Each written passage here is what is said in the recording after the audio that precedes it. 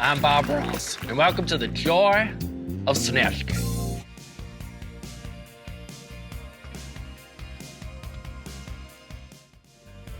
Number 20, Trixie Mattel as RuPaul. As we say in the industry, winner, winner, chicken dinner.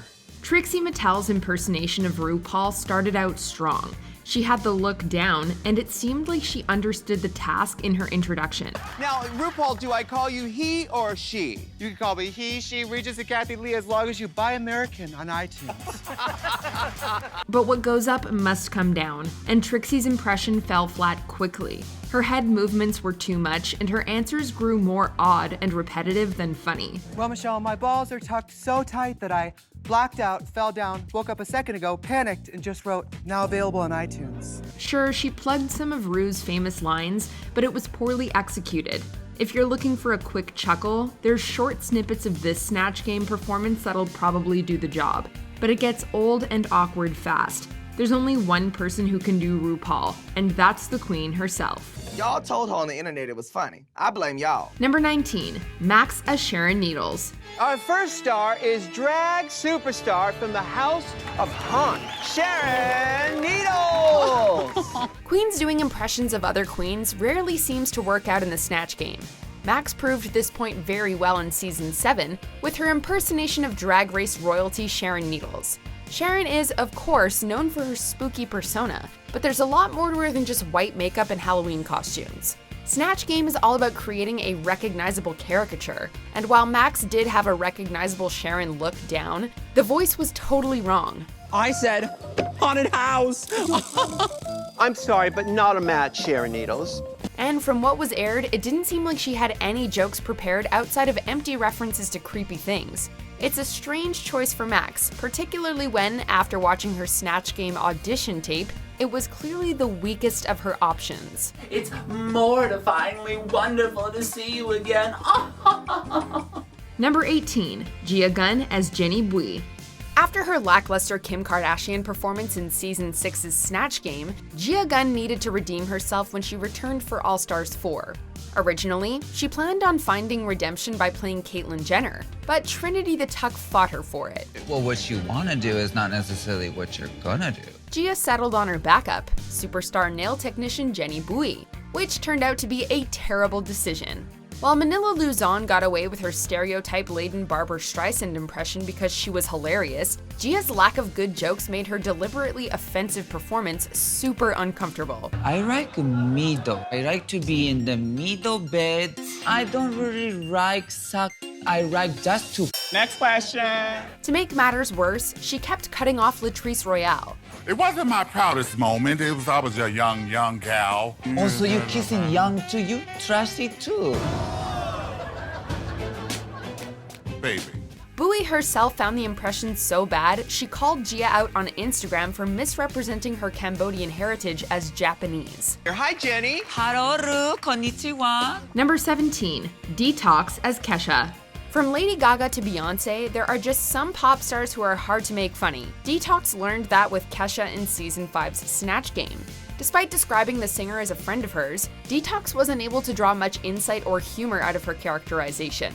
Though with her frizzy hair and hungover acting, she did manage to tap into the wild child persona that the singer projected through her branding at that point in her career.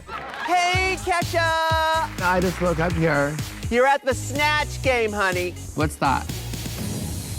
Unfortunately, Detox didn't take it anywhere near far enough, coming off as half asleep rather than a party animal.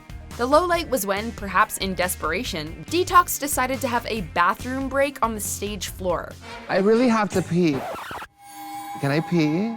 In just 1 second, we're almost done. I'm gonna go ahead and pee over here by Tamar. She's gonna go pee in the corner.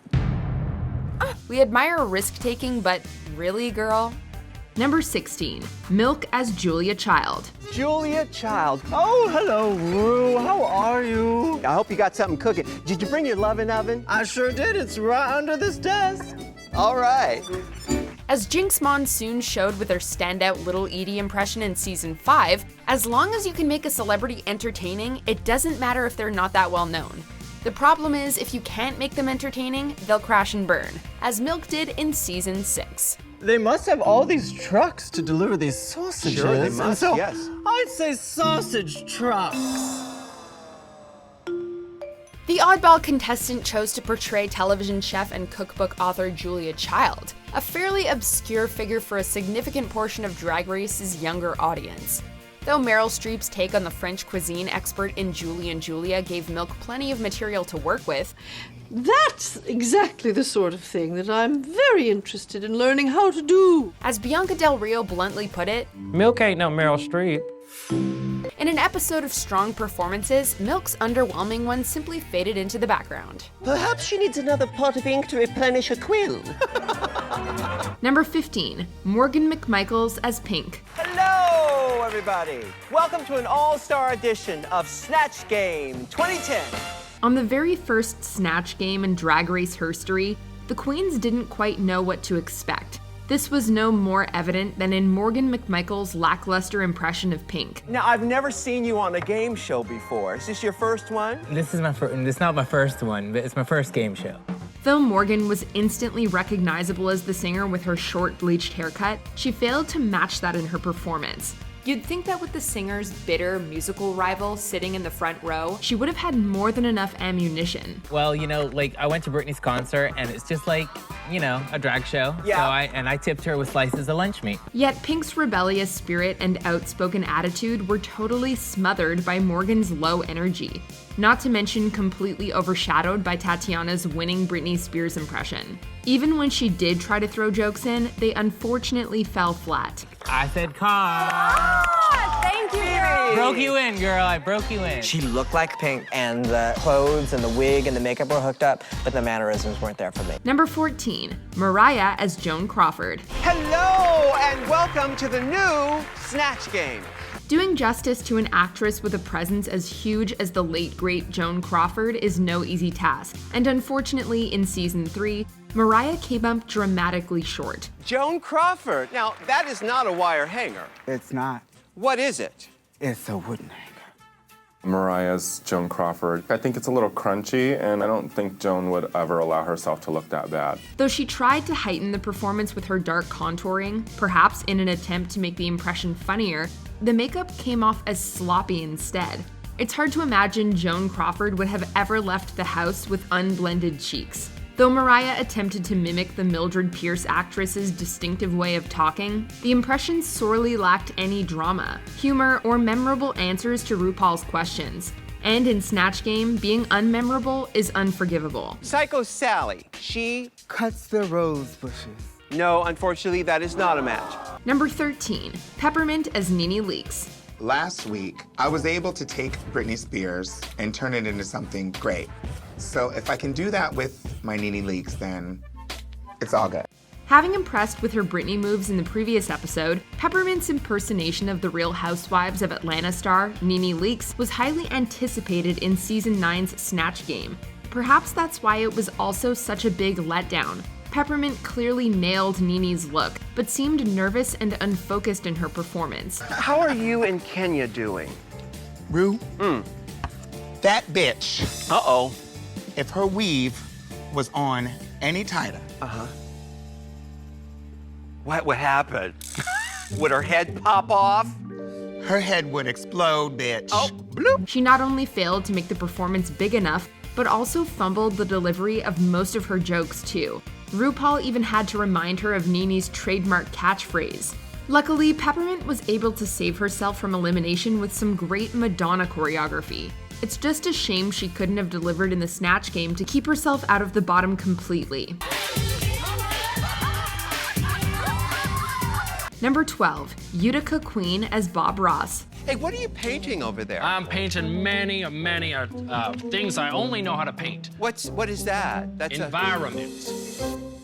Utica was really excited about bringing Bob Ross to life, but he's a cherished and unique artist, so there was no telling if the risky choice would pay off. While we hoped Utica would be able to channel Ross, her performance was not it. Her take on the famous personality simply did not work. After all, Bob Ross's soothing voice was nowhere to be found. No, that is not Bob Ross's voice at all. Like, I'm not falling asleep to that. so it was honestly hard to watch at times. At the end of the day, the impersonation wasn't true to the figure so many people love. Most importantly, Utica didn't abide by the Snatch Game's #1 rule: create laughs.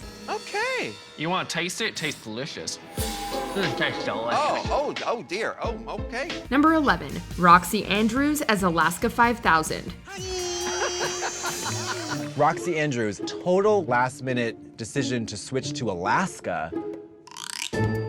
You know what makes this bad performance even worse? Knowing that it could never have happened. Originally, Roxxxy had Sofia Vergara picked out, but after a chat with Fifi caused her to doubt her choice, she made a last-minute change to fellow contestant Alaska. Though a strange move, as a former member of Season 5's Detox clique, Roxxxy should have been able to use her knowledge of her BFF to her comedic advantage. Unfortunately, either she was too scared to make Alaska look bad or too unprepared to take the performance to the next level. She also missed a clear reference to Alaska's music, drawing some side-eye from the top row. Is that a wig on your head? If you're not wearing wigs, then you're not doing drag. Girl, even I know that Alaska's song is, that's not a wig, this is my hair. Number 10, Aiden Zhane as Patricia Quinn. Today I thought I was on the way to the hairdresser, and look, I'm here and I don't even know where I am now. Oh, okay. Aiden Zhane crashed and burned when she tried to bring Patricia Quinn to the Snatch Game stage. The performance was flat and didn't even incorporate basic elements that the Rocky Horror Picture Show star is known for. How Zhane thought it would be okay to impersonate Quinn without doing her accent is beyond us. Not to mention the way she portrayed the icon as a confused actress with substance abuse problems was clumsy at best. I put a blunt. It's because if I had one of these right now, I might remember where the hell I'm at. Patricia Quinn herself said she was disgusted by the performance. You know you've done a bad job when the celebrity you portrayed releases a statement condemning your performance. If you had done as many drugs as I did while filming the Rocky Horror Picture Show, you wouldn't remember shit either. Sis. Number 9, Cynthia Lee Fontaine as Sofia Vergara. How you doing, mis amores? Are you ready to see my cuckoo? Again? Season 8's Miss Congeniality, Cynthia Lee Fontaine, was the surprise addition to Season 9, and expectations of her were high because of her past experience. Ay, Dios mío, pero ¿por qué usted entonces me hace esa pregunta? Why you ask me that question right now? I need more furniture. Do you have furniture? I can give you a discount right now. Okay, so when are you going to start doing Sofia? Though she often gets people laughing, Cynthia was eliciting smiles for all the wrong reasons with her impression of Sofia Vergara. You know what, RuPaul? You don't have to worry about mention that last name because I always have problems. The Puerto Rican queen could have taken advantage of having a similar sounding accent to the Colombian actress. Instead, Cynthia seemed to struggle to make sense at all, let alone land any jokes. The Cuckoo Queen also missed two very, big opportunities to exaggerate Sofia's physical assets. Cynthia's elimination in 10th place made her the first queen to finish the competition in the exact same position in 2 seasons. I think now I understand, hermana, why you lost the pageant. This is not a shade or shade, I'm not, because I love her so much, ay Dios mío. Number 8, Yara Sofia as Amy Winehouse. Hola, mommy. Hola. Who do we have here? Amy Winehouse. You have to give her points for effort. After Yara told RuPaul in the workroom that she planned on doing an Amy Winehouse caricature for Season 3's Snatch Game, Ru was skeptical. How are you gonna do that? Well, I've been watching Harry Potter. So Harry Potter? Harry Potter, yeah. The Puerto Rican contestant was unperturbed, though, convinced that studying the Harry Potter movies had helped her nail a convincing British accent. Can I have some water? How it sounds. Sadly, it wasn't enough. Admittedly, any contestant with a thick accent starts at a disadvantage, but failing to get the singer's look right is what really did Yara in. I think this is your first game show in America. Have you done game shows in England? Yes, yeah, a few once. Though she was obviously trying to exaggerate the troubled musician's wilder side, the performance was just bizarre and underbaked. Was it funny? Sure. Was it a good Amy Winehouse impersonation? Nope. Crazy Daisy thinks a Kardashian is a Number 7, Alyssa Edwards as Katy Perry. Celebrity impersonation is not part of my gig, and that makes me second guess myself and what is the right character for me. Alyssa is one of the biggest personalities to ever set foot on the Drag Race runway, so it was pretty disappointing when she delivered this meek and mild Katy Perry impression in Season 5's Snatch Game. Hey, Katy Perry! Is that your fragrance? It is. Would you like to try some? No. Okay. The blue wig and fragrance plugs clued us in just enough as to who the celebrity was, but that was about it. Alyssa failed to find anything about the singer that was funny. Even worse, she missed all of the softballs RuPaul threw at her, including one incredibly obvious reference to the singer's breakout hit song. Have you ever kissed a girl? Well, never. But, yeah. Luckily for Alyssa, she had immunity that week. She did manage to redeem her damaged Snatch Game reputation in All Stars 2, though. This ain't my first time. Yes, yes. At the where? At the Snatch Game. Number 6, Brooklyn Heights as Celine Dion. Brooklyn Heights was untouchable throughout much of Season 11. Then Snatch Game came along and suddenly she came crashing back down to earth. To be completely honest with you, I'm just not feeling super confident about any of it. I just feel like I have mental block. As a nod to her Canadian roots, Brooklyn picked iconic diva Celine Dion to impersonate. It seemed like a safe choice for her, but unfortunately things nosedived immediately during the actual challenge. My favorite song to sing is All Coming Back to Me Now. Why? Because the music and the passion, it just draws me in and I feel so alive when I sing that song. Brooklyn barely looked, sounded, or acted like the pop superstar. The only thing she had to make the character recognizable were a slew of Titanic references and an accent that sounded more Jamaican than French-Canadian. They got it out of the ocean and then she threw it back in. She threw it back in. She threw it back in. It was a shoddy performance that almost tanked her flawless run on the show. My heart will go on. Love you. Number 5, The Vixen as Blue Ivy. Season 10's Snatch Game unexpectedly became the battle of the celebrity babies when Eureka O'Hara and the Vixen decided to be Honey Boo Boo and Blue Ivy respectively. While Honey Boo Boo's huge personality made for the perfect Snatch Game performance for Eureka, Blue Ivy doesn't really have a big public persona, leaving the Vixen with nothing to work with. We can't for the life of us figure out why she thought it would be a good idea to play her, and judging by her performance, neither could the Vixen. My mama don't cook. She's rich. But when she gives me lunch money, she calls it royalties. Royalties? Combined with Asia O'Hara playing a weirdly stern version of Blue's mother, it made for an almost unwatchable viewing experience. You're so tall. Yes, I am. Okay, shut up now, girl. Shut up now. Hush now, here. Uh-oh. Mama has spoken. Apparently, the Snatch Game Beyonce curse runs in the family. I want to go home. Everybody's old and poor. And fat. Your mama. Number 4, Jiggly Caliente as Snooki. I'm completely over the f***ery that was going on in the Snatch Game. Jiggly Caliente's run on Season 4 of Drag Race was a bit of a hot mess in places. And nowhere was she messiest than in the Snatch Game. Jiggly chose to take on Jersey Shore's Snooki, a similarly messy reality star who you'd assume to be perfect for the challenge. Snooki is here. Hi, Ru.